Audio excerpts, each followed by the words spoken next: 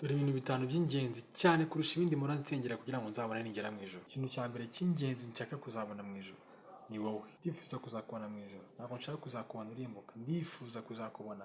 Ndifuza ko twazabana mu bwami bw'ijuru. Niba uzi ko utaratangira guha agaciro ubuzima bwa nyuma y'ubu ngubu turimo, iki ni cyo gihe cyawe kugira ngo utangire ubihe agaciro. Iby'isi byose ni iby'igihe gitoya kandi birashira. Imyaka ibihumbi 5 iri imbere cyangwa se mu myaka 400 iri imbere uzaba waribagiranye inzu ubamo, hari izabamo undi muntu, abantu bakwibukaga bose bazaba barapfuye, ntawe uzaba ukibukwa. Numara gutekereza icyo kintu ukumva ko mu gihe kiri imbere, mu myaka 100 iri imbere utazaba wibukwa, icyo nicyo cyagutera kumva yuko iby'isi nta kintu bimaze, ahubwo igifite agaciro ni nyuma y'ubu buzima, ariho kuzamenya nimba ese uzabona mu ijuru ubwami bw'Imana cyangwa se utazabona ubwami bw'Imana. So rero ndakwifuriza ko wabona ubwami bw'Imana, kandi inzira ni imwe yonyine yatugeza ku Mana, nta yindi, ni Yesu. Yesu yaravugiye ngo ni njye nzira yonyine, ni njye nzira n'ukuri n'ubugingo, ntawe ujya kwa Data namujyanye. Ndakwifuriza kuzakubona mu bwami bw'ijuru. Nta kindi kintu nifuza, nta kintu na kimwe nifuza nko kuzakubona mu bwami bw'ijuru. Shalom shalom.